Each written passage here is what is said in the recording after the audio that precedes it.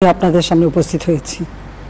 লাখো শহীদের রক্তের বিনিময়ে অর্জিত স্বাধীন বাংলাদেশের জনগণের আর্থসামাজিক উন্নয়নের জন্য নিরলসভাবে পরিশ্রম করে যাচ্ছি। বিগত 15 বছরের মধ্যে বাংলাদেশের মানুষের ভাগ্যের পরিবর্তন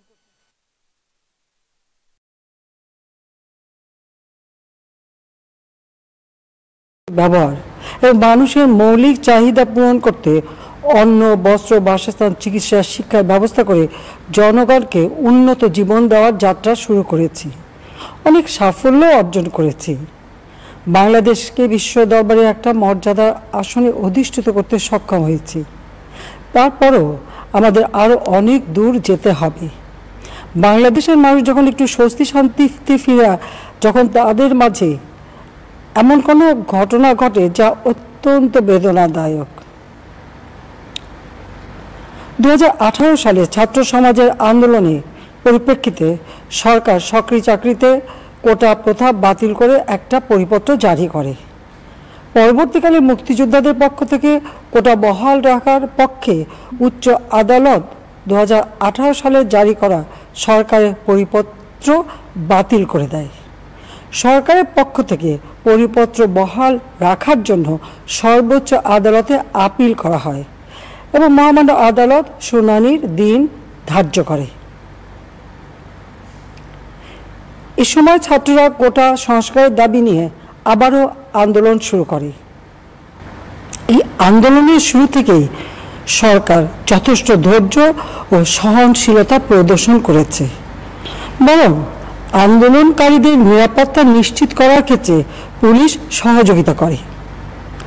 মহামান্য রাষ্ট্রপতির কাছে যখন আন্দোলনকারীরা স্মারকলিপি প্রদান করার ইচ্ছা প্রকাশ করে, সেক্ষেত্রে তাদের সুযোগ করে দেওয়া হয় এবং নিরাপত্তারও ব্যবস্থা নেওয়া হয়। অত্যন্ত পরিতাপের বিষয় হলো, কিছু মহল এই আন্দোলনের সুযোগটা নিয়ে অনাকাঙ্ক্ষিত উচ্চাবিলাস চরিতার্থ করার সুযোগ নিয়ে সন্ত্রাসী কর্মকাণ্ডে লিপ্ত হয়। এর ফলে এই কোমলমতি শিক্ষার্থীদের আন্দোলনকে ঘিরে যে সকল ঘটনা ঘটেছে তা খুবই বেদনাদায়ক ও দুঃখজনক। হয়তো কতগুলি মূল্যবান জীবন ঝরে গেল। আপনজন হারাবার বেদনা যে কত কষ্টের তা আমার থেকে আর কে বেশি জানে। যারা মৃত্যুবরণ করেছে তাদের আত্মার মাগফিরাত কামনা করছি। পরিবারের সদস্যদের প্রতি গভীর সমবেদনা জানাচ্ছি। আমি প্রতিটি হত্যাকাণ্ডের নিন্দা জানাই। যে সকল ঘটনা ঘটেছে তা কখনোই কাম্য ছিল না। চট্টগ্রামে সন্ত্রাসীরা বহুতল ভবনের ছাদ থেকে ছাত্রদের হত্যার উদ্দেশ্যে নির্মমভাবে নিচে ছুঁড়ে ফেলে দিয়েছে। অনেক ছাত্রের হাত পায়ের রগ কেটে দেয়, তাদের উপর লাঠি পেটা ও ধারালো অস্ত্র দ্বারা আঘাত করে। একজন মৃত্যুবরণ করেছে, অনেকে মৃত্যুর সাথে পাঞ্জা লড়ছে। ঢাকা, রংপুর এবং রাজশাহী বিশ্ববিদ্যালয়ের উপাচার্যের বাসভবন ও ছাত্রছাত্রীদের আবাসিক হলে অগ্নিসংযোগ ও ভাঙচুর করা হয়। সাধারণ পথচারী, দোকানিদের আক্রমণ, এমনকি রোগীবাহী অ্যাম্বুলেন্স চলাচলে বাধা প্রদান করা হয়। মেয়েদের হলে ছাত্রীদের উপর আক্রমণ করা হয়েছে এবং লাঞ্ছিত করা হচ্ছে। আবাসিক হলে প্রবেশদের হুমকি দেওয়া হয় এবং আক্রমণ করা হয়েছে। শিক্ষকদের উপর চড়াও হয়ে তাদের গায়ে হাত তোলা হয়েছে। আমি বিশ্বাস করি যারা কোটা সংস্কার আন্দোলনে জড়িত তাদের সাথে এই সকল সন্ত্রাসীদের কোনো সম্পর্ক নেই, বরং সন্ত্রাসীরা এদের মধ্যে ঢুকে সংঘাত ও নৈরাজ্যকর পরিস্থিতির সৃষ্টি করছে। এই ধরনের ঘটনার সঙ্গে যারা জড়িত তাদের চিহ্নিত করে উপযুক্ত শাস্তির ব্যবস্থা করা হবে। যারা হত্যাকাণ্ডের শিকার হয়েছে তাদের পরিবারের জন্য জীবন জীবিকা নির্বাহের ক্ষেত্রে যে সহযোগিতা দরকার তা আমি করব।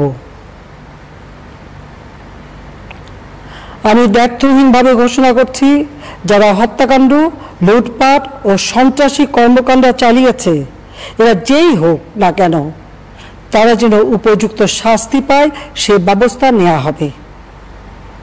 আমি আরও ঘোষণা করছি, হত্যাকাণ্ড সহ যে সকল অনভিপ্রেত ঘটনা ঘটেছে সুষ্ঠু ও ন্যায় বিচারের সাথে সে সকল বিষয়ে বিচার বিভাগীয় তদন্ত করা হবে। কাদের উস্কানিতে সংঘর্ষের সূত্রপাত হলো কারা কোন উদ্দেশ্যে দেশকে একটি অরাজক পরিস্থিতির দিকে ঠেলে দিল তা তদন্ত করে বের করা হবে। আমি আন্দোলনরত কোমলমতি ছাত্রছাত্রীদের নিরাপত্তা নিয়ে অত্যন্ত উদ্বিগ্ন। এই সন্ত্রাসীরা যে কোনো সময় সংঘাতের পরিবেশ তৈরি করে তাদের ক্ষতি সাধন করতে পারে। তাই শিক্ষার্থীদের পিতা মাতা, অভিভাবক এবং শিক্ষকদের প্রতি আমার আবেদন, তারা যেন তাদের সন্তানদের নিরাপত্তার বিষয়ে সজাগ থাকেন। একই সাথে সকল শিক্ষা প্রতিষ্ঠানের ছাত্রছাত্রীদের নিরাপত্তার বিষয়টি বিশেষভাবে নজর রাখেন। সরকার হাইকোর্টের রায়ের বিরুদ্ধে সর্বোচ্চ আদালতে আপিল করেছে। আপিল আদালতের শুনানির দিন ধার্য করা হয়েছে।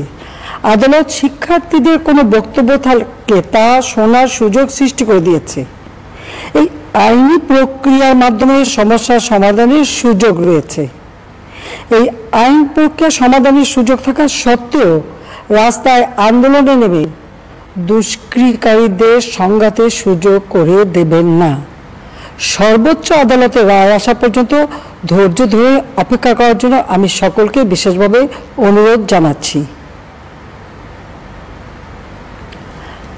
আমার বিশ্বাস আমাদের ছাত্র সমাজ উচ্চ আদালত থেকে ন্যায় বিচারই পাবে, তাদের হতাশ হতে হবে না। ইনশাআল্লাহ মুক্তিযুদ্ধের চেতনায় আমাদের প্রিয় মাতৃভূমিকে সকলের সহযোগিতায় স্মার্ট বাংলাদেশ হিসেবে গড়ে তুলব। আমি আবারও এই অনাকাঙ্ক্ষিত ঘটনায় যারা নিহত হয়েছেন তাদের জন্য গভীর দুঃখ প্রকাশ করছি এবং পরিবারের সদস্যদের প্রতি আমার সমবেদনা জানাচ্ছি। খোদা হাফেজ। জয় বাংলা, জয় বঙ্গবন্ধু। বাংলাদেশ চিরজীবী হোক।